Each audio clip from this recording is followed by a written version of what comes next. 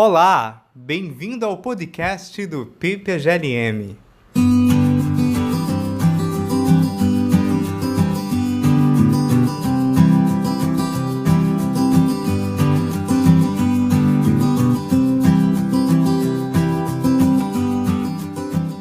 No episódio de hoje, vamos conversar com William Mattioli, doutor em Filosofia pela Universidade Federal de Minas Gerais, professor na Universidade Federal do Rio de Janeiro e também membro do programa de pós-graduação em Filosofia da mesma universidade.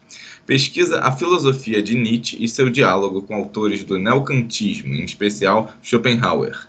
Tem interesse nas grandes áreas da filosofia alemã e história da filosofia moderna e contemporânea. Hoje conversaremos com William sobre psicologia e metafísica em Nietzsche e Schopenhauer.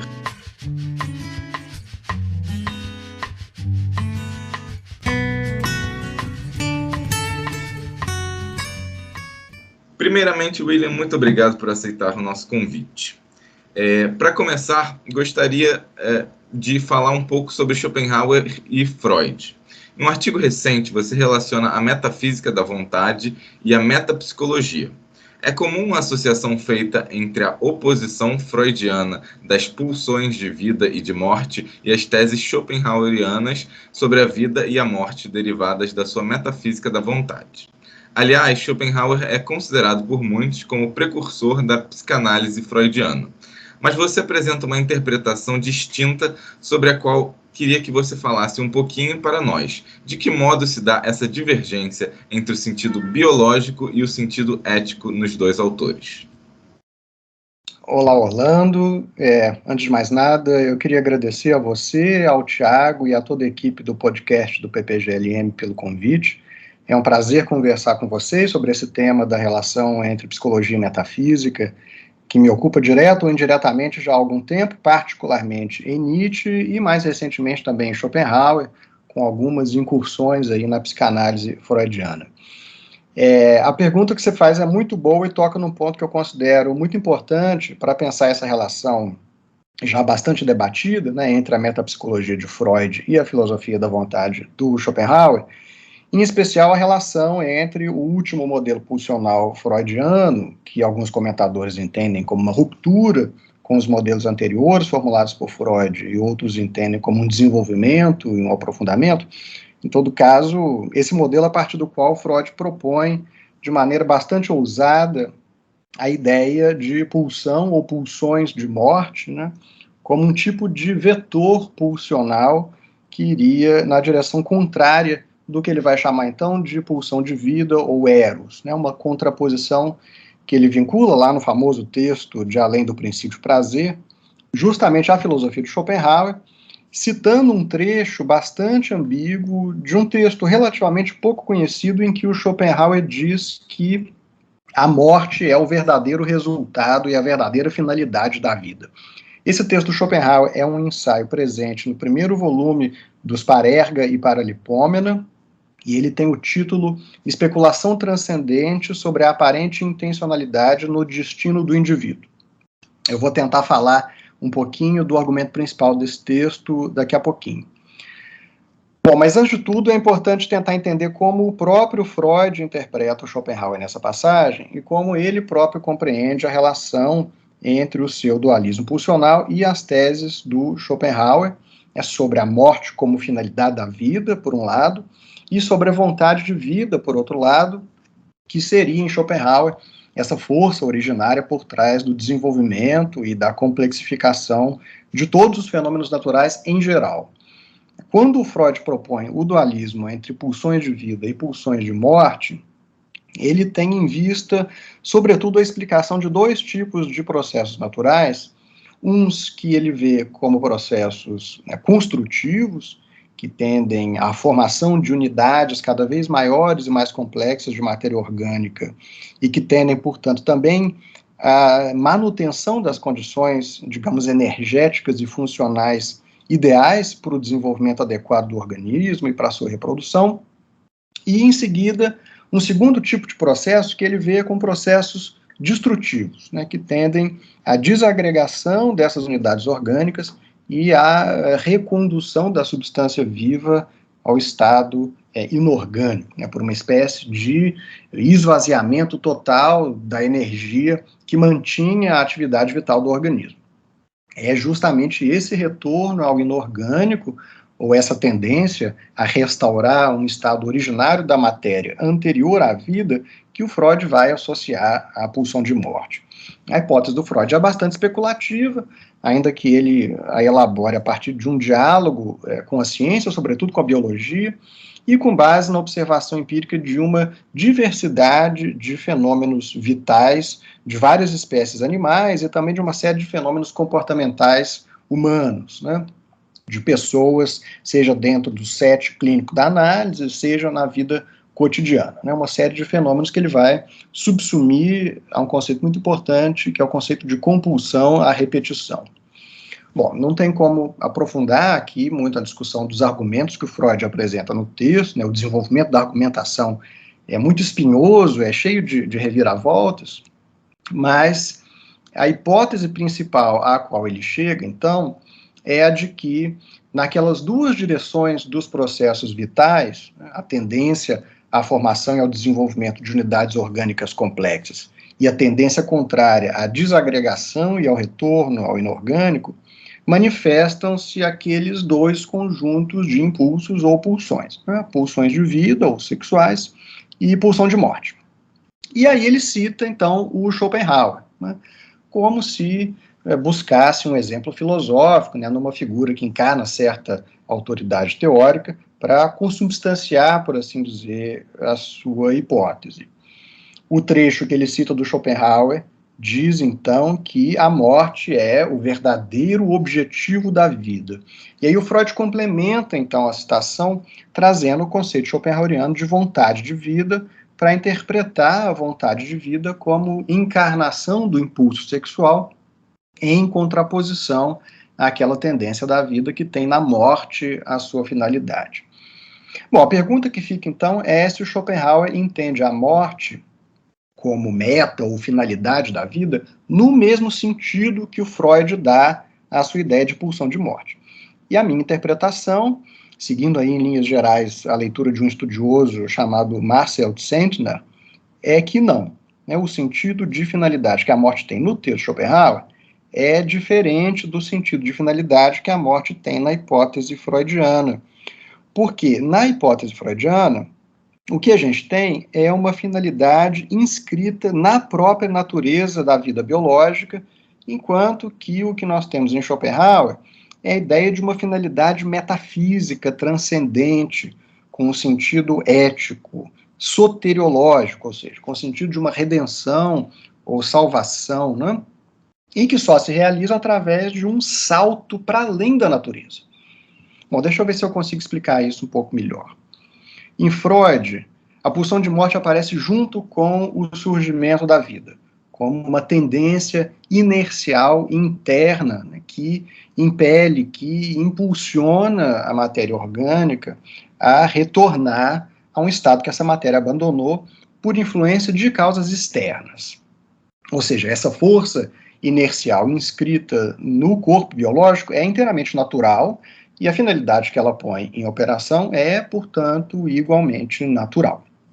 Eu não veria problema algum em dizer quanto a isso que o Freud permanece naturalista, por mais especulativa que seja a sua hipótese. É claro que naturalismo é um termo muito amplo, né, que pode abarcar uma gama de posições mais ou menos distintas, mas o fato é que Freud está lidando exclusivamente com o que ele entende ser o reino das causas naturais. Não é por acaso que ele vê essa força ou esse impulso, né, se manifestando numa diversidade de fenômenos biológicos, por exemplo, na embriogênese. Ele dialoga com a teoria da recapitulação do biólogo Ernst Haeckel, né, que diz que as fases de desenvolvimento do embrião de uma determinada espécie repetem, recapitulam os estágios morfológicos de desenvolvimento das espécies dos seus ancestrais evolutivos. E essa recapitulação seria, para Freud, um exemplo natural de manifestação da compulsão à repetição, que ele explica com a hipótese da pulsão de morte. E ele menciona também, né, os movimentos migratórios de aves e de peixes, que buscam os antigos locais de habitação da sua espécie, E nessa série de exemplos entram também os fenômenos psicológicos e comportamentais humanos. O exemplo mais ilustre nesse caso é o da brincadeira da criança que joga o peão para longe, puxa de volta, falando forte dá, né, o famoso forte dá. E em seguida vem, nessa série de exemplos também, a repetição neurótica de certos padrões de vivência, de comportamento, a recorrência de sonhos traumáticos, enfim.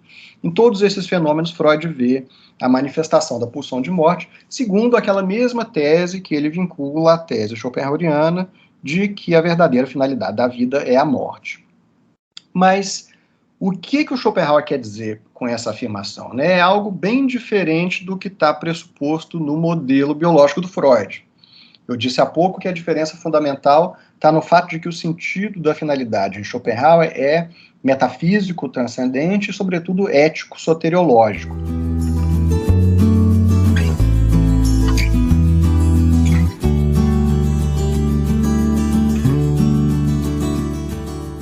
Vou tentar explicar isso, então, um pouco melhor agora. O Schopenhauer ele é famoso por ser um pessimista, ainda que o significado do pessimismo schopenhaueriano não seja sempre claro. Mas existem, eu diria, duas formulações básicas do sentido desse pessimismo e em torno das quais há algum consenso.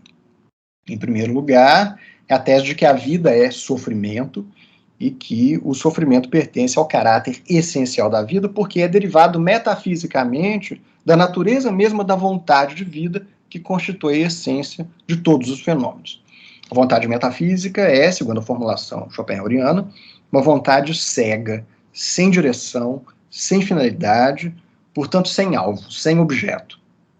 Como ela não tem alvo ou objeto, ela é uma vontade eternamente insatisfeita e insaciável. É um anseio contínuo que vai arrastando tudo e todos, né, pelos caminhos tortuosos que ela percorre em busca de uma satisfação que é sempre fragmentária, incompleta, transitória, ilusória, efêmera, enfim. E o sofrimento é o produto necessário do movimento impetuoso desse impulso eternamente insatisfeito.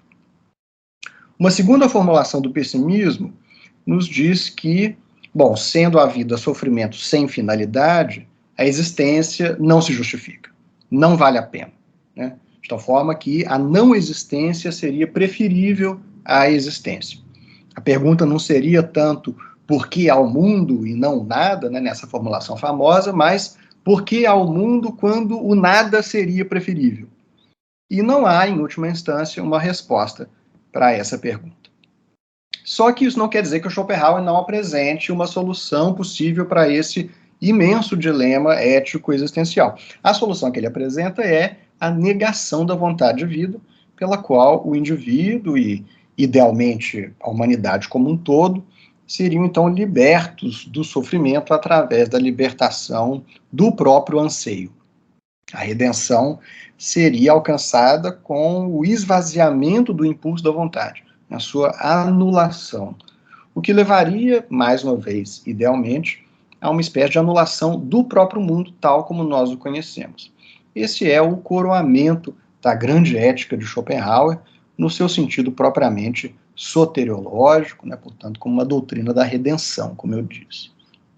O trecho que o Freud cita, em Além do Princípio do Prazer, é retirado de um texto no qual Schopenhauer está falando justamente desse sentido ético-metafísico da redenção através da negação da vontade, e a morte é apresentada ali como a finalidade da vida, porque o momento da morte seria para ele um momento crucial de decisão sobre querer ou não mais querer a vida. A ideia de uma finalidade ética é a ideia de que a vida, por meio de todos os percalços, frustrações, sofrimentos a que ela nos submete, deve nos ensinar que a existência não vale a pena. E a morte é, por assim dizer, o grande finale desse ensinamento. Então, note o sentido pedagógico que está presente aqui, né? A morte é um ensinamento. Ela é o objetivo da vida porque ela nos possibilita uma consciência radical da falta de sentido do mundo e da vida e abre, assim, as portas para a realização da redenção pela negação da vontade de vida. Então, no limite, a finalidade não é a morte enquanto tal, mas a negação da vontade a qual a experiência radical do momento da morte nos conduziria. E a morte funcionaria assim como uma espécie de catalisador da redenção, né? Mas tem ainda um outro ponto importante aqui, que é o seguinte: todo o reino da natureza, para o Schopenhauer, é produto da autoafirmação da vontade metafísica que se manifesta como mundo, né? Então, tudo que se passa na natureza, desde a luta das forças primordiais da matéria, gravidade, impenetrabilidade, magnetismo, até a luta dos animais e dos seres humanos pela sobrevivência e perpetuação da espécie, tudo isso é fenômeno, aparição, manifestação da vontade metafísica que se autoafirma no mundo. Isso significa que a negação da vontade só é possível, eu repito, através de um salto para além da natureza, um rompimento com a cadeia causal na qual os fenômenos, inclusive os fenômenos vitais e biológicos, estão inseridos. Negar a vontade é quebrar a rede de causas e motivos que dão movimento à matéria do mundo natural. É por isso que Schopenhauer fala, nesse sentido, de um reino da graça, de uma ordem da salvação, que corresponde à realização da ordenação moral capaz de criar essa ruptura na ordem natural, né, portanto, no reino da natureza. Aqui entra em cena a liberdade no sentido metafísico forte. É a suspensão do determinismo das causas físicas e a irrupção do ato redentor que, ao negar a vontade do ponto de vista metafísico, alcança o nada, né, num estado que o Schopenhauer vincula ao estado do nirvana no budismo ou à santidade como efeito da graça no cristianismo. Bom, quem leu Além do Princípio do Prazer sabe que o Freud também relaciona a pulsão de morte ao que na psicanálise se chamou de princípio do nirvana. A ideia aqui é que o retorno ao inorgânico, almejado pela pulsão de morte, representa o retorno a um estado de anulação das tensões excitatórias do organismo, portanto, um esvaziamento total da energia pulsional. Há uma certa proximidade aqui com a ideia de esvaziamento da vontade, no caso da negação da vontade, né, em Schopenhauer, mas é preciso lembrar que em Schopenhauer o inorgânico não está vazio de vontade. Pelo contrário, todas as forças em atividade na matéria morta, por assim dizer, são igualmente expressão da vontade que se afirma no mundo.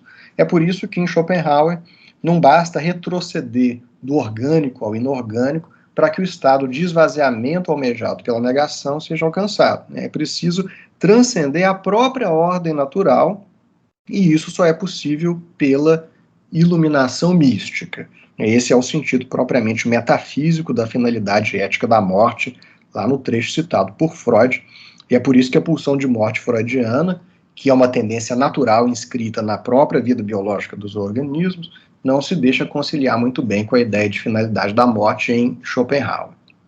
Bom, eu não quero dizer com isso que não haja qualquer sentido ético que possa ser derivado da teoria freudiana da pulsão de morte. O próprio Freud reflete sobre as consequências éticas das nossas tendências agressivas de autoaniquilamento e sobre as possibilidades da humanidade de lidar, né, com essas tendências de modo a garantir algum futuro menos conturbado para os seres humanos. Mas esse possível sentido ético não está no cerne do interesse teórico de Freud, e tampouco é ele que mobiliza a sua teoria. De resto, é um sentido ético, a gente poderia chamá-lo também de pragmático, muito diferente do sentido ético metafísico e soteriológico do Schopenhauer. E note que no caso de Freud, a pulsão de morte, ela se manifesta não só como uma tendência interna ao organismo de retornar ao estado inorgânico, mas também como um impulso agressivo, projetado para fora, que tende a se exteriorizar em ações que visam a destruição e o aniquilamento de outros indivíduos. Em Schopenhauer, a gente encontra também uma tentativa de explicar o princípio por trás da luta e do conflito de morte e aniquilamento entre os seres vivos através de uma remissão à vontade. Mas, nesse caso, o que nós temos não é a vontade direcionada à autonegação para alcançar a redenção, mas, pelo contrário, a vontade se autoafirmando egoisticamente no indivíduo que, ao se autoafirmar, destrói os seres que estão no seu caminho, né? Seja porque eles interferem obstrutivamente na sua autoafirmação, seja porque eles são devorados, né, se tornam alimento para a manutenção da vida daquele indivíduo. Agora, é interessante que alguns intérpretes, tendo em vista explicar a presença da tese do Schopenhauer sobre a morte como finalidade da vida, né, na formulação da hipótese freudiana da pulsão de morte, vejam também nesse ponto da luta de aniquilação entre os seres uma aproximação entre os dois, né, já que o Schopenhauer também identifica essa tendência à aniquilação como uma tendência que brota da vontade presente em cada organismo. Mas o problema é justamente que, nesse caso, o Schopenhauer está falando da morte como resultado da luta e do conflito, que são naturais aos fenômenos de afirmação da vontade. De modo que a morte de um indivíduo, ela é aqui, na verdade, apenas a transição da posse da matéria, que antes era dominada por uma força natural e agora passa a ser dominada por outra força natural. Não tem nada aqui que remete ao sentido ético soteriológico que está por trás da passagem do ensaio citado por Freud lá, em Além do Princípio do Prazer. Bom, esse é um tema muito difícil e é muito difícil também tentar resumir esses argumentos, né, para o formato de uma entrevista como essa, mas eu espero ter deixado claro, pelo menos alguns pontos da minha interpretação.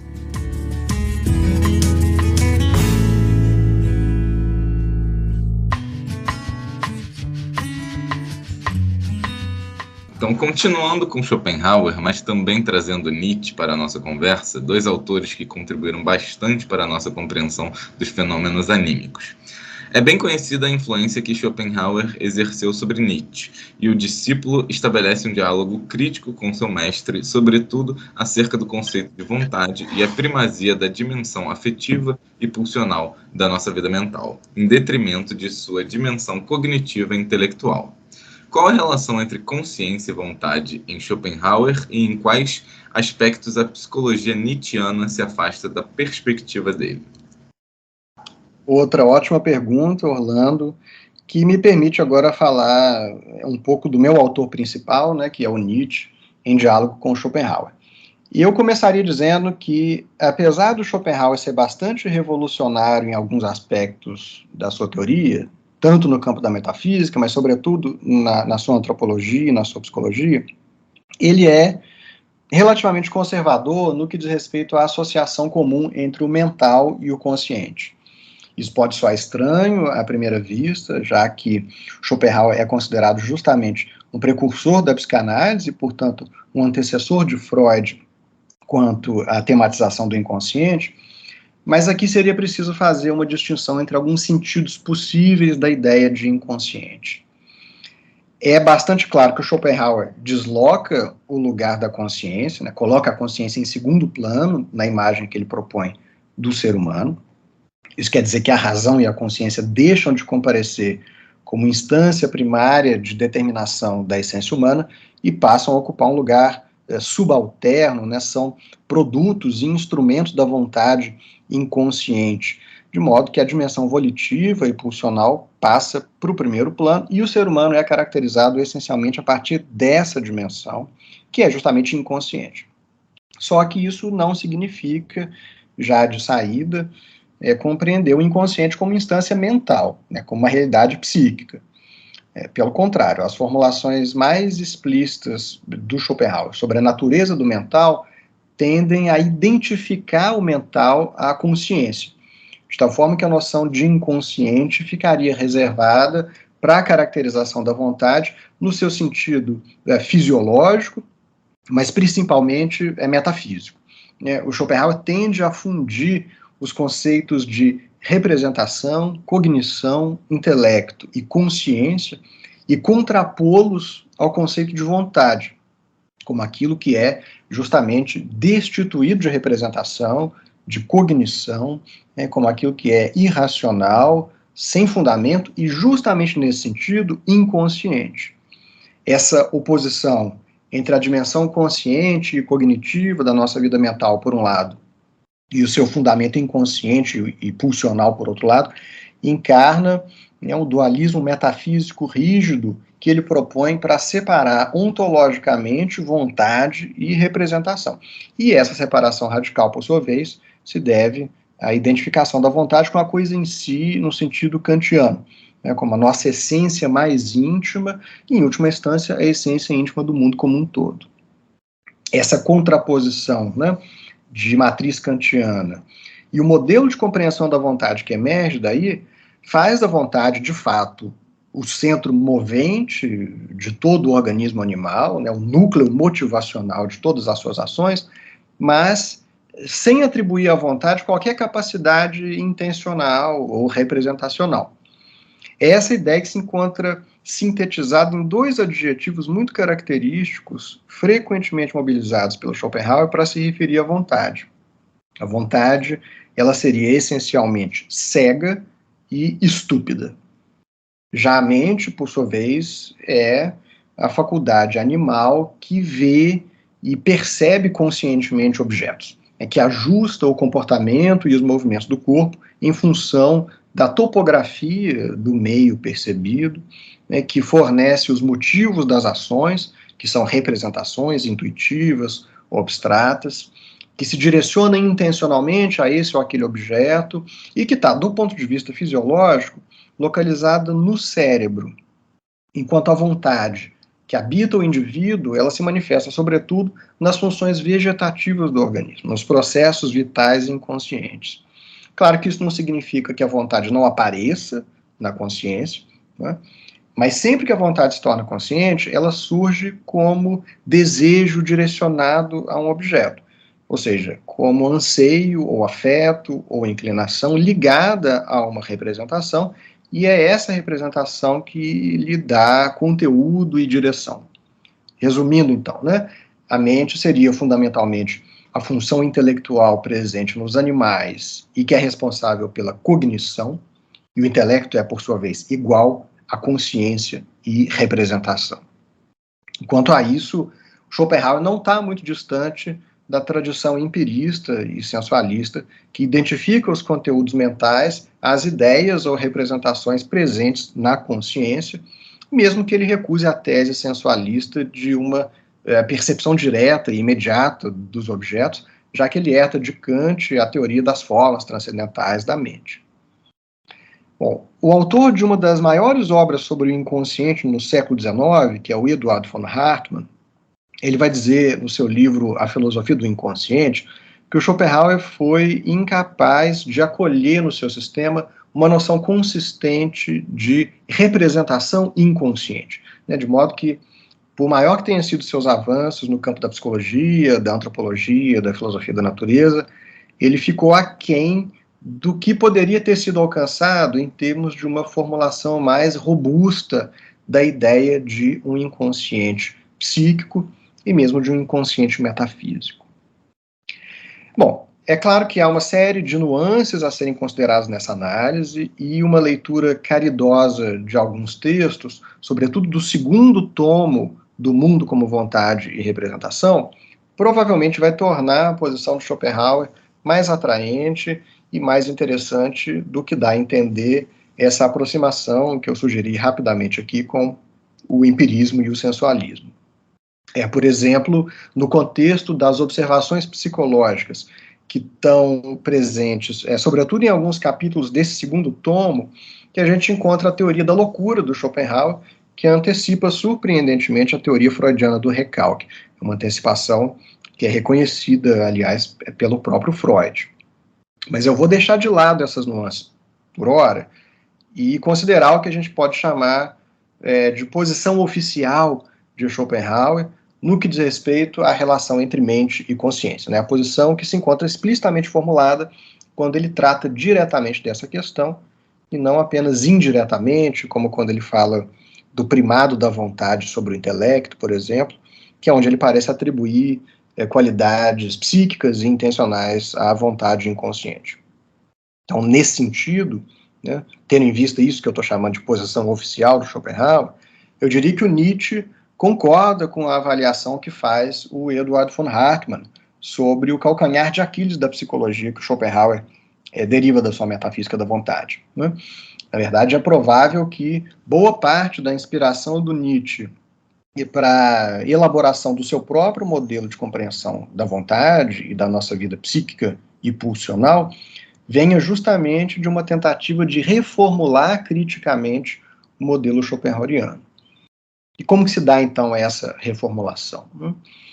Bom, em primeiro lugar, eu diria que um dos pontos principais da crítica do Nietzsche é o reconhecimento de que, quando Schopenhauer concebe a vontade no seu sentido propriamente metafísico e subtrai dela as qualidades intencionais e representacionais com as quais ela se manifesta na nossa vida psíquica, ele é obrigado a abandonar o lastro da experiência, né, na qual ele pretendia fundar a sua metafísica como um tipo de metafísica imanente, como é a sua própria formulação. Então, ao fazer a transposição do sentido ordinário para o sentido propriamente filosófico que ele pretende atribuir à vontade, ele a submete a um procedimento de depuração conceitual que vai separando dela aquelas qualidades da temporalidade, da intencionalidade, que são inerentes à nossa experiência introspectiva da volição.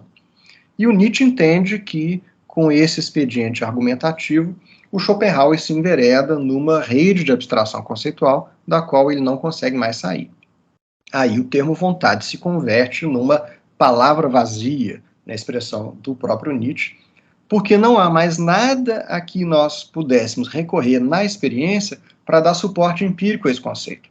Nada na nossa experiência interna e imanente da vontade permite separá-la daqueles elementos qualitativos, né, representacionais e cognitivos, sensações, percepções, pensamentos, juízos, né, que são funções intelectuais que articulam os objetos da nossa experiência em torno de atitudes proposicionais de um determinado tipo. Né? Para dizer isso de um modo mais simples, todo querer é um querer algo.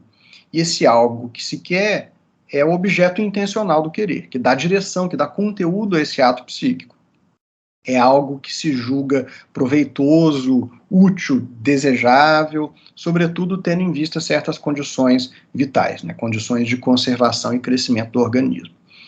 A volição, então, é também uma interpretação do valor do objeto almejado e das condições para que esse objeto possa ser alcançado.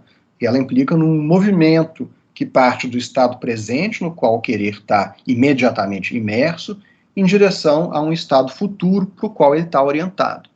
Ou seja, o querer tem uma estrutura que é necessariamente intencional, teleológica e temporal.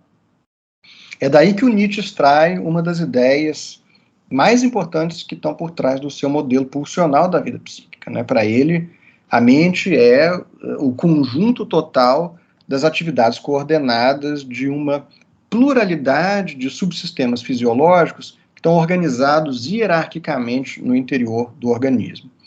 O elemento básico que constitui essa pluralidade de subsistemas é o que ele chama de impulso, ou pulsão, é o famoso Trieb, no alemão. Esse não é um conceito fixo, não é um conceito que está claramente determinado no pensamento de Nietzsche, nem mesmo do ponto de vista terminológico, né, já que ele, por vezes, usa os termos instinto e afeto para falar basicamente da mesma coisa. Mas a literatura em torno do tema já chegou a algum consenso em torno dessa tese de que isso que o Nietzsche, na maioria das vezes, chama de impulso, é o elemento básico da nossa vida psicofisiológica, né, mesmo que não haja uma definição clara do que seja o impulso. Eu acho que, grosso modo, a gente pode dizer duas coisas sobre uma definição possível de impulso. A primeira seria que o impulso é uma força orgânica elementar que põe em movimento todas as atividades e todos os processos do corpo. A segunda é que o impulso pode ser visto ainda como uma disposição fisiológica para produzir certas ações ou certos movimentos no corpo. A primeira definição ressalta o seu caráter efetivamente ativo. A segunda ressalta o seu caráter de potencial para ação. E aí eu creio que o conceito de impulso em Nietzsche comporta, sem muitos problemas, esses dois sentidos. Mas note que quando eu digo do impulso que ele é uma força orgânica ou uma disposição fisiológica, eu não quero dizer com isso que ele possa ser reduzido a um vocabulário meramente biológico ou mesmo fisicalista. A mesma crítica que o Nietzsche faz a Schopenhauer, quando ele acusa o Schopenhauer de ter subtraído, né, a qualidade intencional da vontade, vale agora também para as tentativas de reduzir a dimensão psíquica ou psicológica desse elemento básico da nossa vida mental àquilo que as ciências naturais entendem como registro físico ou material do corpo, segundo a compreensão standard do naturalismo fisicalista. O Nietzsche não é um reducionista nesse sentido, apesar de ser, na interpretação de muitos comentadores, e também na minha, um naturalista. Eu diria que o naturalismo que o Nietzsche defende é um tipo de naturalismo especulativo, não reducionista. Quando ele fala de fisiologia, ele tem em vista processos orgânicos que ocorrem num nível subpessoal, fundamentalmente inconsciente, mas que são atravessados constitutivamente por componentes mentais, cognitivos e intencionais. Em muitos momentos ele chama, né, aqueles elementos básicos de subalmas, de subvontades, e descreve a sua organização como uma estrutura social de impulsos e afetos, uma estrutura social de muitas almas, uma pluralidade coordenada de sujeitos, de eus ou mesmo de consciências, né? O uso dessa terminologia para se referir aos impulsos vai fazer com que Nietzsche seja acusado por alguns intérpretes de ter cometido o que se chama de falácia homuncular, né, que é basicamente uma forma de petição de princípio, na qual, para explicar certas capacidades cognitivas de um agente consciente, como a percepção ou o pensamento, por exemplo, você recorre a funções supostamente mais elementares do sistema psicofisiológico do agente, mas povoa esse sistema com agentes em miniatura, por assim dizer, que já são dotados da capacidade cognitiva que você queria explicar lá em cima, né? Enfim, é possível que o modelo pulsional do Nietzsche corresponda, de fato, ao menos em parte, a esse tipo de estrutura argumentativa, mas me parece que ele recorre a esse expediente para evitar outros problemas que ele considera mais graves.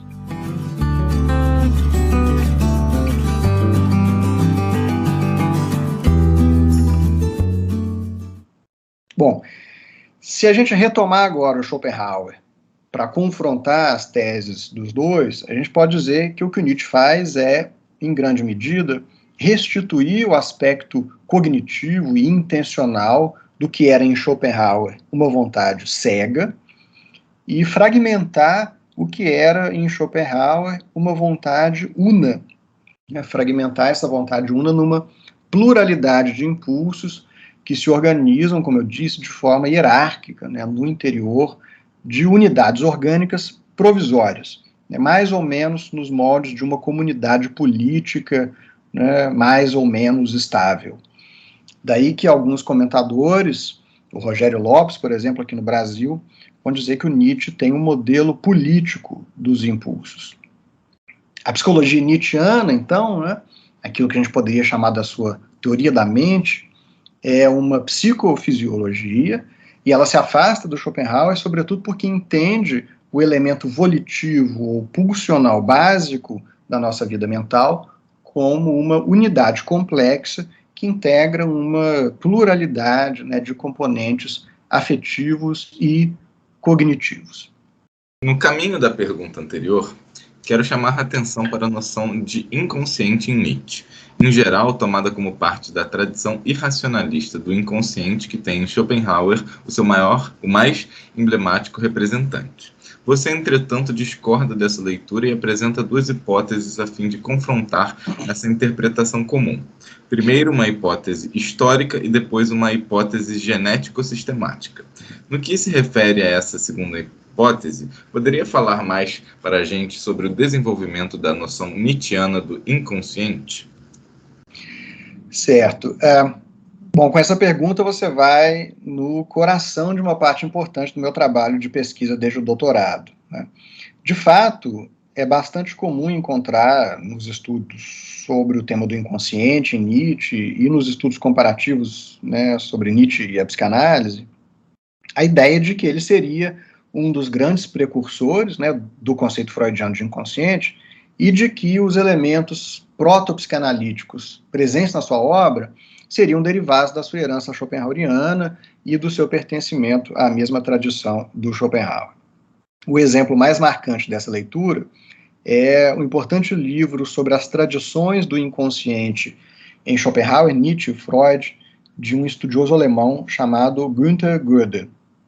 Ele argumenta que há, na filosofia moderna e contemporânea, basicamente 3 tradições do inconsciente. Uma tradição cognitivista e representacionalista, uma tradição vitalista e uma tradição irracionalista, de um inconsciente pulsional irracional. E ele coloca Nietzsche nessa última, a tradição irracionalista do inconsciente, que teria sido inaugurada por Schopenhauer com a sua tese famosa do primado da vontade sobre o intelecto e da radical oposição entre vontade e representação.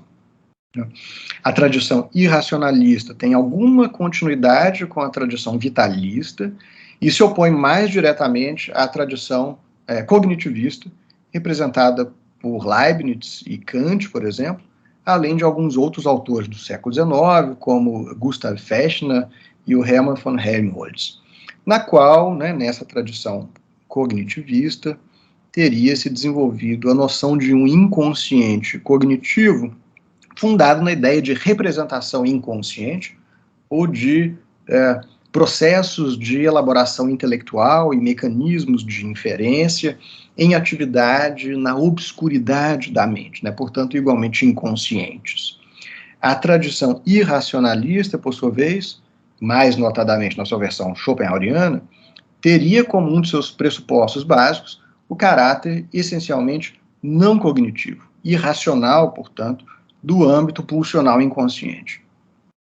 Essa caracterização parece ser de fato verdadeira, como a gente viu, no que diz respeito à metafísica da vontade de Schopenhauer, e à psicologia do inconsciente que a gente pode derivar dela, isso levando a sério o que o próprio Schopenhauer diz sobre a sua teoria, o modo como ele mesmo a compreende, mas essa caracterização não me parece se aplicar a Nietzsche.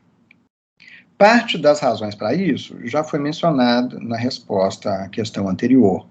Então, eu vou tentar aprofundar um pouco melhor esse ponto agora, apresentando um mapeamento resumido de como eu vejo, então, o desenvolvimento da noção de inconsciente na obra do Nietzsche, que é mais complexa do que sugere essa inserção, eu diria, um tanto quanto apressada, do seu pensamento na tradição do irracionalismo schopenhaueriano. Bom, então, já de saída, eu diria que boa parte da minha resposta anterior sobre o caráter intencional dos impulsos no modelo proposto por Nietzsche vai na direção contrária da leitura irracionalista. Há, sim, em Nietzsche, um inconsciente volitivo e pulsional, e no mapeamento conceitual que eu proponho, eu chamo essa noção de inconsciente dinâmico pulsional, para enfatizar a natureza relacional, plástica e não reificada dessa dimensão dos impulsos, Mas esse inconsciente pulsional não é irracional no sentido schopenhaueriano, justamente pelo fato de estar atravessado por uma forma primitiva de intencionalidade, de inteligência, de conformidade afins. É algo a que o Nietzsche se refere com a famosa expressão do Zaratustra, a grande razão do corpo. Bom, essa ideia começa a surgir na obra de Nietzsche já muito cedo, no contexto de um confronto direto com Schopenhauer, que se dá antes mesmo da publicação da sua primeira obra, O Nascimento da Tragédia, que é de 1872. Esse primeiro confronto com Schopenhauer está documentado numa série de notas escritas entre 1867 e 68 e publicadas póstumamente nos fragmentos do espólio da obra do Nietzsche. Eu tenho visto aqui, sobretudo, 2 conjuntos de apontamentos que levam os títulos sobre Schopenhauer e sobre a teleologia, respectivamente. No primeiro conjunto de notas, o Nietzsche argumenta que há uma incompatibilidade entre os pressupostos transcendentais da teoria da representação do Schopenhauer, que ele herda de Kant, e a filosofia da natureza, que ele extrai da sua metafísica da vontade, na qual as formas transcendentais do intelecto, que são responsáveis pela representação, são identificadas a funções cerebrais que surgem num determinado momento da longa série evolutiva dos entes naturais, né, quando aparecem os animais com algum tipo de sistema perceptivo, por mais primitivo que ele seja. A contradição aí consistiria, então, na tentativa de compatibilizar um modelo transcendental com um modelo naturalista do intelecto, e a resposta do Nietzsche é que a única possibilidade de compatibilizar esses dois modelos é deslocando a representação que em Schopenhauer está localizada no intelecto animal, ou seja, num produto tardio, né, das formas orgânicas na série evolutiva dos graus de objetivação da vontade, deslocando, então, a representação, né, do intelecto animal para o interior da própria vontade na natureza, expandindo, assim, os limites da representação e fazendo da força natural por trás da produção de todos os fenômenos uma força já dotada de um princípio intencional, né, de um tipo primitivo de intencionalidade inconsciente.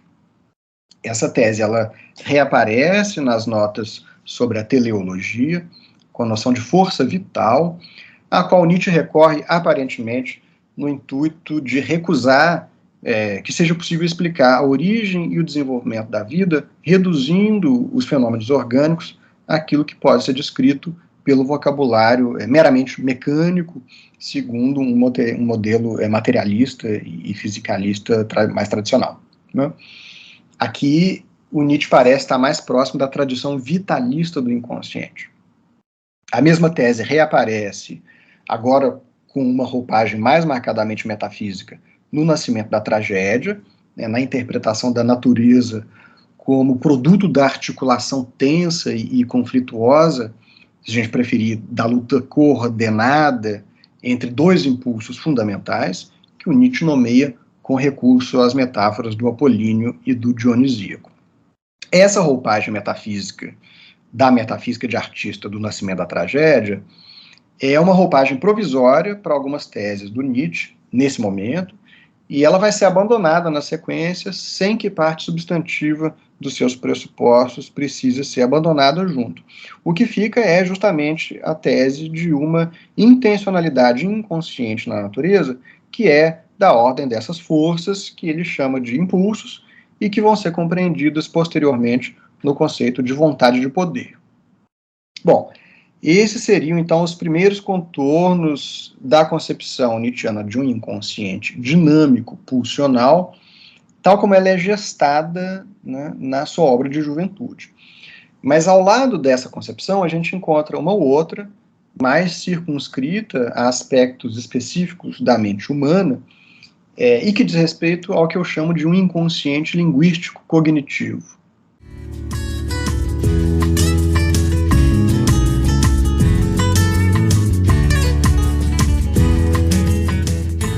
Na obra madura do Nietzsche, esse inconsciente que eu mencionei, que está mais circunscrito a aspectos específicos da mente humana, ele aparece como uma estrutura sintática que impõe uma determinada forma judicativa e predicativa às nossas experiências e faz com que o nosso pensamento percorra sempre certos caminhos pré-definidos pelas funções gramaticais da linguagem.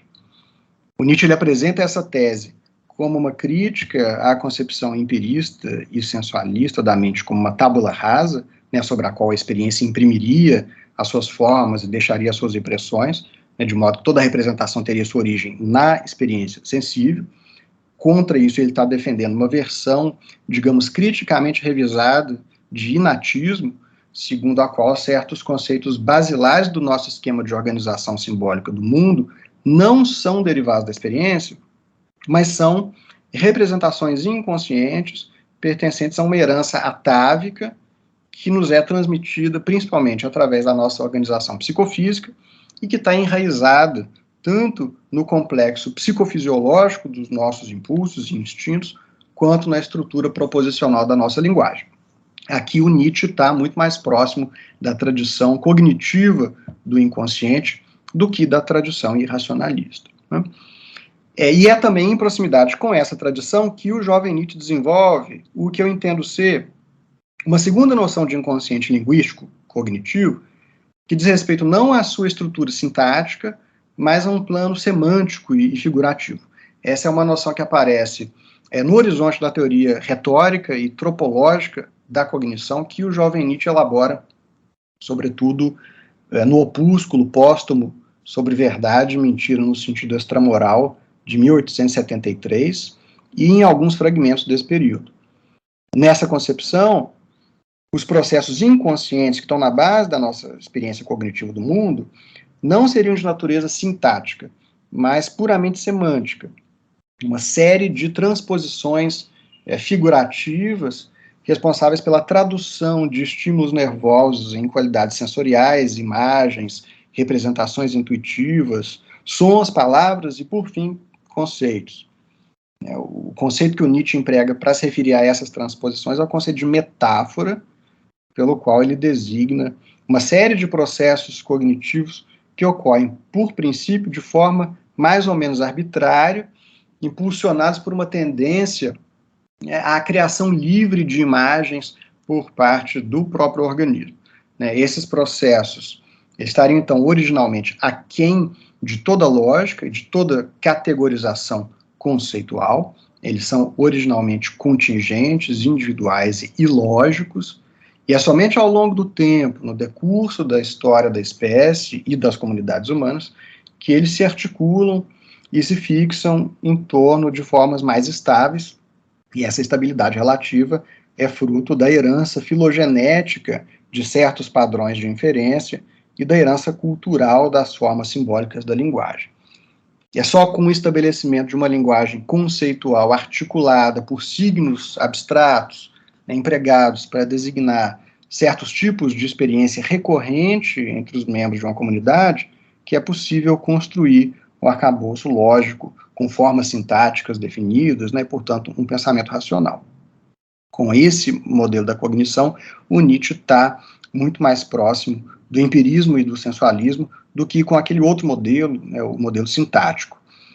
A minha tese é que o Nietzsche abandona esse modelo tropológico e, com ele, a noção de um inconsciente semântico figurativo em prol do modelo judicativo e da noção de um inconsciente cognitivo de tipo sintático estrutural.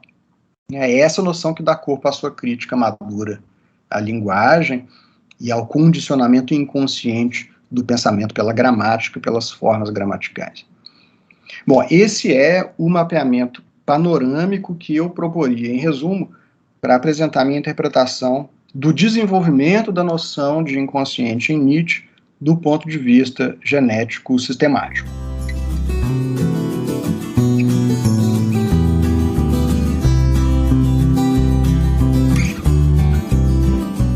Então, de acordo com a concepção de vontade de poder, não há ruptura ou descontinuidade ontológica entre o mental e o físico, entre o orgânico e o inorgânico, e, notavelmente, entre consciente e inconsciente. De qual modo a filosofia nietzschiana pensa as forças que constituem a natureza em geral a partir da noção de vontade de potência, bem como os impulsos, afetos e instintos enquanto elementos constitutivos da nossa psicologia. Certo. Eu acho que o último ponto dessa pergunta já foi parcialmente abordado nas respostas anteriores, então eu vou focar um pouco mais no primeiro ponto, sobre a concepção da vontade de poder. Por maior que tenha sido a repercussão desse tema na literatura secundária, ele é relativamente pouco discutido por Nietzsche na obra publicada, sobretudo se a gente tem em vista o sentido, digamos assim, metafísico ou cosmológico da vontade de poder.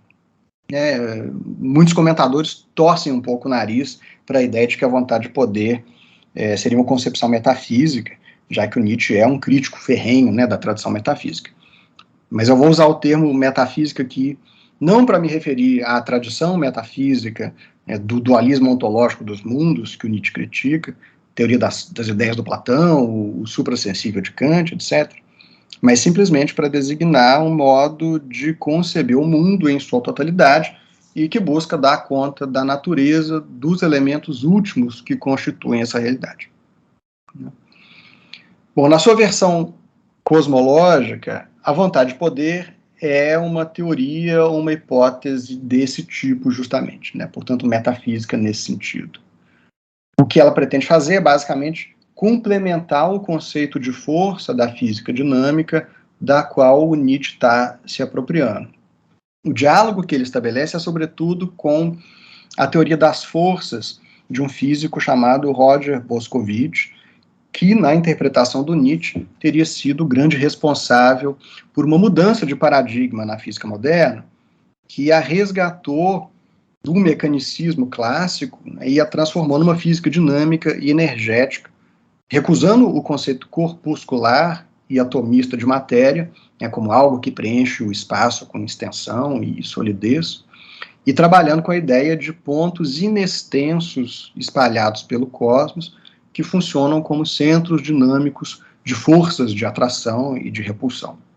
Então, a vontade de poder entra em cena como um desdobramento dessa teoria das forças, que o Nietzsche assimila da física, mas um desdobramento que visa complementar o conceito puramente fisicalista de força com a ideia de uma qualidade interior irredutível que seria inerente a cada centro de força, né, uma qualidade de tipo mental ou psíquico. A inspiração para essa hipótese vem de uma combinação de insights, né, meio schopenhauerianos, leibnizianos e heraclitianos, eu diria.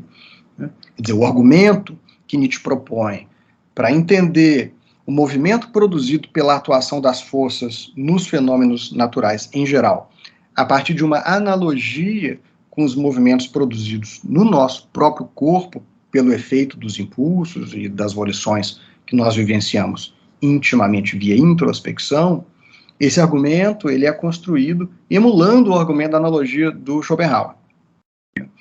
A tese da pluralidade dos centros de forças dotados, né, de percepção e intencionalidade é de inspiração, por assim dizer, leibniziana, e a tese de que essas forças estão em constante devir e em constante relação mútua de conflito é de inspiração heraclitiana. Mas vamos focar um pouco no argumento analógico. Em Schopenhauer, o argumento da analogia funciona mais ou menos assim. Bom, nós conhecemos a essência dos movimentos do nosso corpo pela experiência direta que nós temos da nossa vontade. Vontade aqui não é só o sentimento íntimo que antecede uma tomada de decisão e um movimento voluntário do meu corpo, mas também os sentimentos de dor e prazer, os afetos, as paixões em geral, são considerados por Schopenhauer como compreendidos sob o conceito de vontade, na extensão filosófica que ele está propondo para esse termo. Então, mais uma vez, eu conheço a essência íntima dos movimentos do meu corpo pela experiência direta da vontade. Como o meu corpo, além de ser objeto imediato da minha experiência em primeira pessoa, é também um objeto no mundo, como outro objeto qualquer, ele pode servir de ponto de partida para que eu entenda analogicamente a essência íntima do movimento de todos os outros corpos. Isso porque o Schopenhauer é um monista. Para ele não há distinção essencial ou ontológica entre a essência do ser humano e a essência do resto da natureza. E isso o autoriza a projetar o conceito de vontade para o mundo em geral, e com isso ele amplia o seu sentido, de um sentido psicológico para um sentido metafísico. Só que, como eu mencionei anteriormente, nessa transposição, o Schopenhauer subtrai da vontade aquelas qualidades psicológicas da intencionalidade, da temporalidade, da pluralidade dos desejos, etc. O Nietzsche não. O Nietzsche, ele transpõe essas qualidades junto com a vontade. E com isso ele pretende estar fazendo um uso mais consistente, um uso mais empiricamente embasado do argumento da analogia. Se o corpo é o ponto de partida para uma compreensão analógica do restante do mundo, e o corpo, para Nietzsche, é uma unidade complexa de uma pluralidade de impulsos em conflito, então isso vale para todos os fenômenos da natureza. E isso porque o Nietzsche também é um monista, no sentido que eu indiquei agora há pouco, ou seja, para ele só há um tipo de força fundamental por trás dos fenômenos humanos e dos fenômenos naturais em geral. O ser humano está inteiramente inscrito na natureza e tudo que pertence ao humano pertence, portanto, à natureza. Se há distinções que precisam ser feitas entre os modos, como as configurações de força se manifestam em fenômenos mais ou menos complexos, essa distinção deve ser feita sempre em termos de graus, né, numa espécie de espectro contínuo. O Nietzsche é, nesse sentido, do ponto de vista ontológico, um gradualista, um continualista. A natureza não dá saltos, como reza esse mote tradicional aristotélico. Essa parece ser uma das principais premissas do argumento. Então, há aí uma constatação, digamos, do caráter arbitrário de qualquer decisão tomada dentro de uma teoria para dizer que é aqui ou ali que deve ser feito o corte para separar definitivamente fenômenos de um tipo A de fenômenos de um tipo B, o inorgânico do orgânico, por exemplo, né? Esse é um dos exemplos privilegiados por Nietzsche. Ou então, em que ponto dos fenômenos orgânicos começa a mente e onde ela não existe mais. Bom, se uma das premissas do argumento é o gradualismo ou o continualismo, uma outra premissa fundamental é a da realidade irredutível da qualidade dos estados mentais, daquilo que se chama hoje em filosofia da mente, né, de qualia. Nietzsche considera que recusar a existência de estados mentais é uma atitude contraditória. Então, por maiores que sejam suas críticas à concepção substancialista da alma de Descartes, por exemplo, tem pelo menos uma parte do argumento do cogito com a qual, na minha leitura, o Nietzsche concorda. Então, há algo como pensamentos, sentimentos, sensações, desejos, né? Que esses pensamentos, sentimentos, sensações e desejos sejam atributos de uma substância em si mesma simples, indivisível, incorruptível, etc. Isso ele rejeita claramente, assim como ele rejeita a tese schopenhaueriana da simplicidade, da unicidade da vontade. Como a gente viu, vontade é algo complexo, no qual estão fundidos todos aqueles elementos da vida mental. Isso quer dizer que tudo que constitui um pensamento consciente, um juízo, uma crença, um valor, já está contido sinteticamente na unidade complexa da vida pulsional inconsciente e se desdobra, se diferencia a partir dela. A vontade de poder é uma visão global do mundo, na qual essa unidade sintética do domínio pulsional se converte em elemento fundamental da realidade como um todo. E a intencionalidade que o Nietzsche identifica como a direção fundamental de cada um dos impulsos, ou de cada um dos centros de força no cosmos, é a direção da expansão, da assimilação e do crescimento. Mas aí tem outros argumentos na jogada, né, uma discussão com a biologia, com Darwin, com Spinoza, além do próprio Schopenhauer. Então, vamos deixar isso de lado agora para não estender mais esse tópico. Então, para finalizar, William, gostaríamos de pensar sobre como o modelo ético-político dos impulsos desenvolvido por Nietzsche permite avançar no tratamento de questões no campo da filosofia da mente e psicologia moral. Nesse sentido, faço-lhe duas perguntas. Considerando a lacuna explicativa entre o fisicalismo e o mentalismo, como a proposta de Nietzsche responde a essa lacuna? Em quais termos a ação humana está inclinada à intensificação do sentimento de poder e aumento do espaço de influência do agente? Bom, parece que você guardou as perguntas mais difíceis para o final, né? Deixa eu ver se eu consigo dar uma resposta minimamente satisfatória a essas duas perguntas, né? Com relação à primeira, né, como a proposta do Nietzsche responde ao problema da lacuna explicativa, eu diria que o Nietzsche avança indiretamente uma resposta a essa pergunta por um caminho inverso ao caminho tomado pelo modelo fisicalista standard. Se o fisicalismo busca solucionar, por assim dizer, o problema da lacuna explicativa, reduzindo os estados mentais a estados da matéria e, no limite, recusando um status ontológico às qualidades que constituem a nossa experiência subjetiva, ou seja, eliminando, né, no fim das contas, as qualidades mentais da nossa ontologia, o caminho que o Nietzsche percorre vai na direção contrária, porque busca expandir de tal forma o domínio das qualidades mentais que aquilo que nós consideramos o psíquico passa a fazer parte da constituição originária da própria matéria. O problema da lacuna explicativa, né, seria que não há um modelo causal ou funcional adequado e satisfatório que nos permita rastrear a passagem, ou mesmo a suposta identidade entre processos físicos, químicos e fisiológicos do corpo e os estados mentais correspondentes. A premissa da formulação desse problema é a de que há, né, uma espécie de diferença de natureza entre aquilo que nós identificamos com o domínio do psíquico, constituído por qualidades subjetivas, consciência, experiencialidade, né, intencionalidade, e aquilo que nós identificamos como o físico, constituído basicamente por matéria, partículas atômicas, subatômicas, forças e relações causais.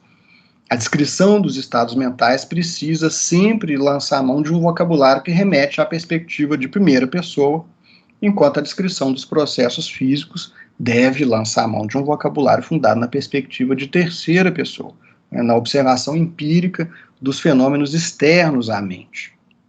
O ponto de partida da confrontação do Nietzsche com esse problema se localiza no debate entre idealismo e materialismo. Então, já nas suas primeiras incursões filosóficas, esse problema aparece, né, sobretudo no seu diálogo com Schopenhauer, com a tradição kantiana e com uma certa vertente do neocantismo, que buscava reinterpretar o transcendental kantiano em termos naturalistas, né, como elementos de uma estrutura, né, fundada na nossa organização fisiológica ou psicofísica. No contexto desse debate, o Nietzsche parece ter assimilado a tese herdada da epistemologia transcendental de que tudo aquilo que nós chamamos de matéria ou de mundo material pertence necessariamente a um modo de percepção do mundo, né, com as suas condições de possibilidades subjetivas, de tal forma que, mesmo que nós pudéssemos efetuar uma recondução consistente da mente à matéria, aquilo que nós entendemos por matéria ou por sistema físico observável seria, em algum nível, necessário e incontornavelmente dependente da mente. A existência de estados mentais seria, logicamente, anterior à possibilidade mesma de se pensar um sistema físico qualquer. É possível deduzir, então, dessa anterioridade lógica da mente a sua irredutibilidade do ponto de vista explicativo. Eu acho que essa posição já se encontra mais ou menos pré-formulada, né, de modo mais ou menos claro, já no jovem Nietzsche.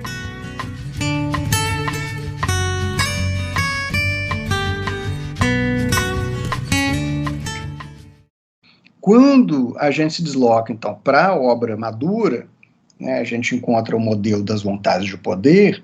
Esse argumento ele ganha uma nova forma. Ele pode ser entendido agora nos seguintes termos. Bom, já que nós não somos capazes de eliminar a qualidade psíquica da nossa experiência, que dá forma e conteúdo a todas as explicações do mundo de que nós dispomos, e aí vale lembrar que para Nietzsche o próprio conceito de causalidade é derivado da noção intuitiva e do sentimento que nós temos de nós mesmos como agentes produtores de efeito e de mudanças no mundo. Bom, já que essa qualidade subjetiva da experiência é ineliminável, então a alternativa mais interessante para manter o monismo e o gradualismo é levar essa irredutibilidade do psíquico às últimas consequências e conceder um estatuto ontológico robusto à mente, transformando a mente num elemento intrínseco de todas as forças que constituem o real.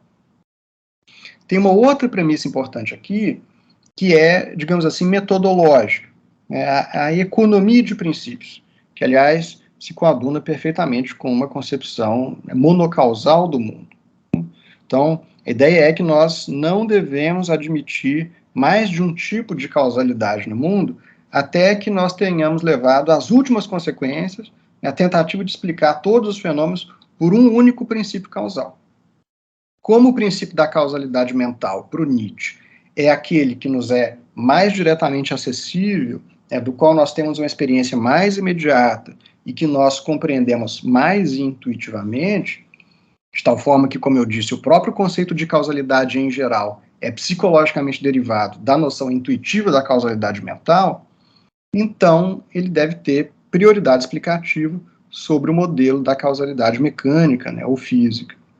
Então, no limite, a gente poderia dizer que o que o Nietzsche está propondo experimentalmente é um reducionismo às avessas, é uma recondução de toda a causalidade material e mecânica a um tipo mais fundamental de causalidade psíquica. Bom, as feições idealistas dessa tese são inconfundíveis, mas ela está mais próxima de um tipo de idealismo objetivo do que de qualquer versão histórica de idealismo subjetivo. Mas a melhor caracterização para essa posição me parece ser panpsiquismo. O panpsiquismo que o Nietzsche propõe, ele tentaria, então, solucionar o problema da lacuna explicativa, fechando o suposto gap entre o mental e o físico com graus intermediários, graus sempre mais baixos de mente, né, num contínuo meio leibniziano mesmo, em que o grau de experiencialidade vai diminuindo progressivamente sem nunca chegar a zero.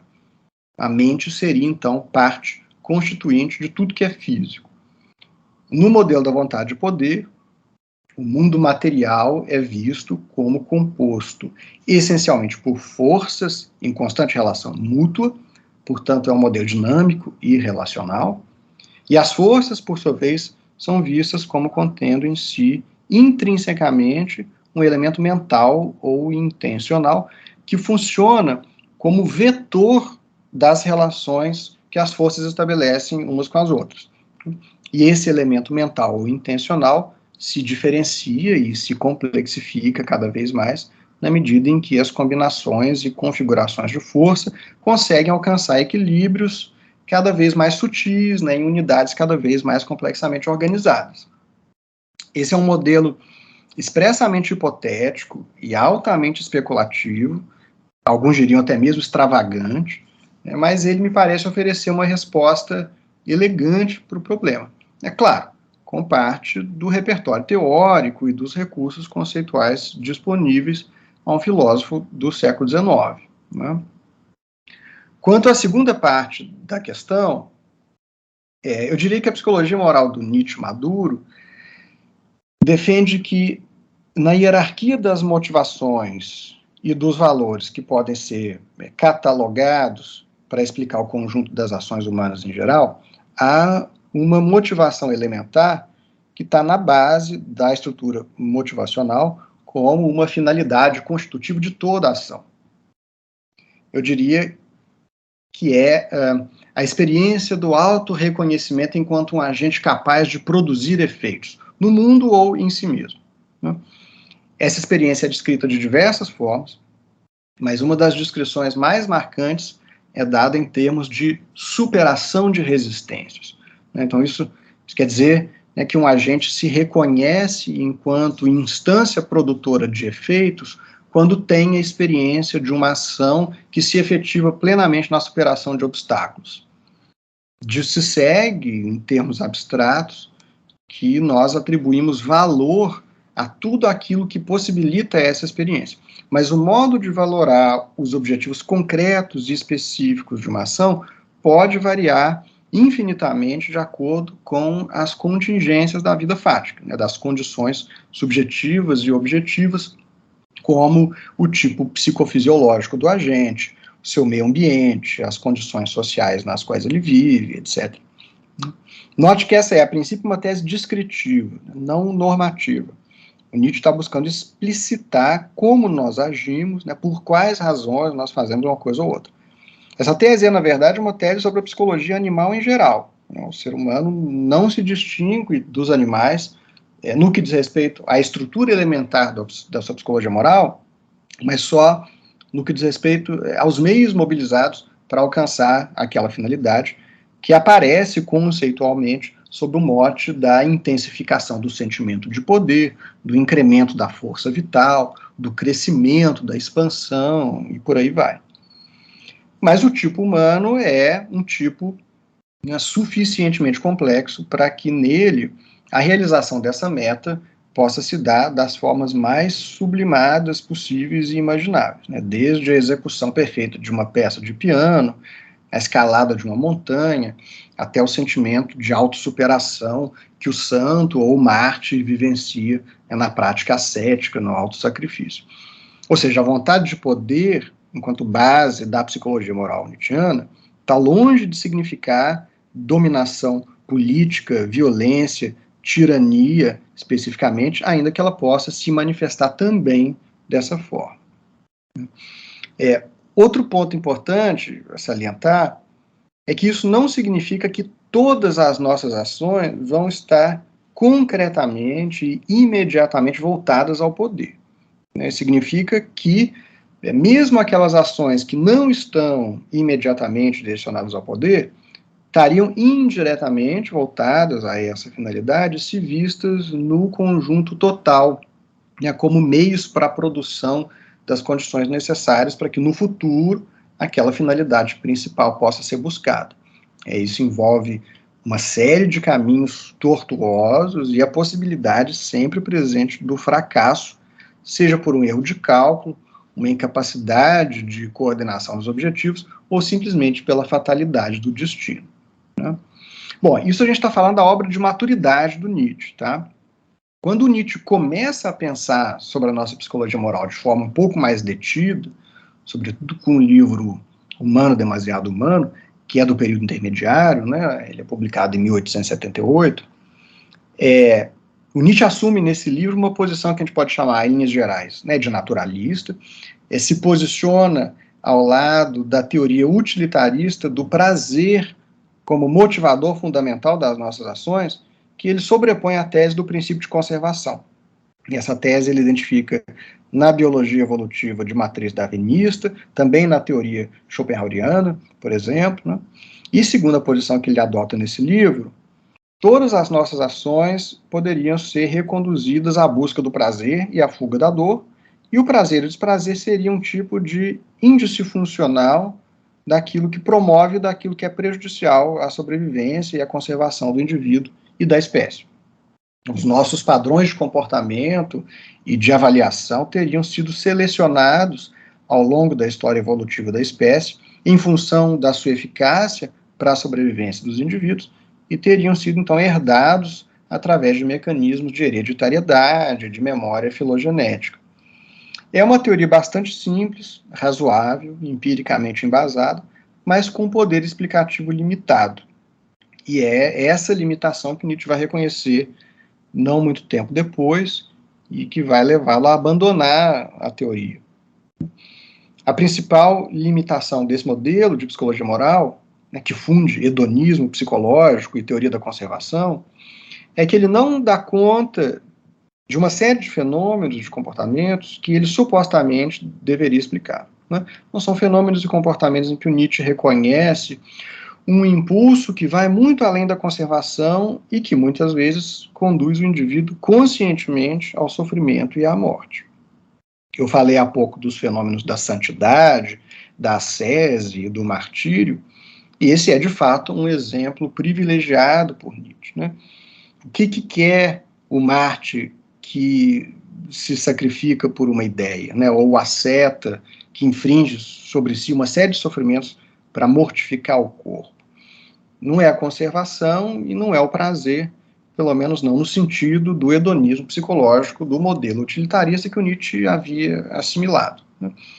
Mas, claro, há um prazer muito peculiar, que, segundo Nietzsche, é derivado de uma intensificação justamente do sentimento de poder, que é produzida pela experiência de autossuperação e pela convicção de realização de uma tarefa ou de um destino que vai afetar a humanidade como um todo.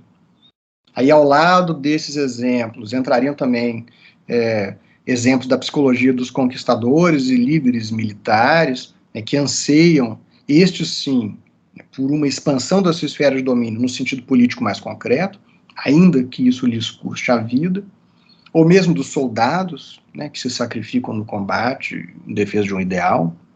E o Nietzsche inclui aí também, de forma muito perspicaz, me parece, a entrega incondicional dos seres humanos dedicados ao conhecimento e à busca da verdade, porque isso também é um meio de intensificação do sentimento de poder para certas formas de vida.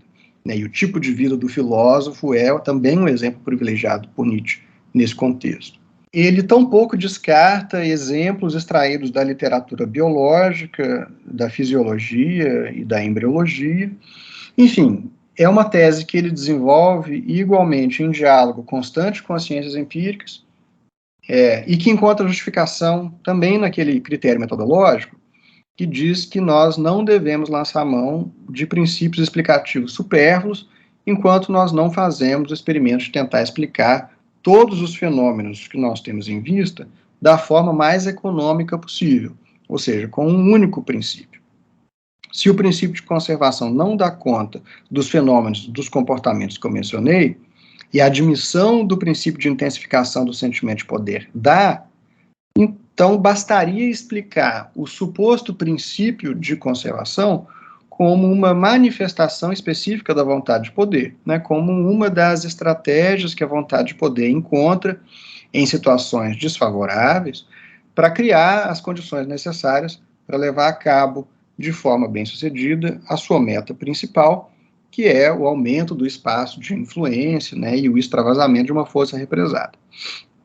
Mais uma vez, esse espaço de influência não é exatamente domínio político no sentido comum, né? Ele pode se traduzir na produção de obras de arte que tenham um efeito estético duradouro sobre um público vasto, né? Deixar um legado cultural para o futuro, assenhorear-se do seu próprio mundo interior, enfim, realizar objetivos que compreendam uma vasta extensão espacial e temporal, no sentido, né, tanto físico quanto espiritual. Se no campo da metafísica a vontade de poder propõe, né, como eu disse, uma visão monocausal do mundo, no campo da psicologia moral não é diferente. O Nietzsche defende com esse modelo uma espécie de monismo psicológico valorativo, que vai se estender também para a sua teoria normativa e para a sua metaética, naquilo que a literatura mais recente tem chamado do seu perfeccionismo. Bom, eu acho que é isso. Espero ter respondido de forma minimamente satisfatória a essa questão dificílima que você me colocou.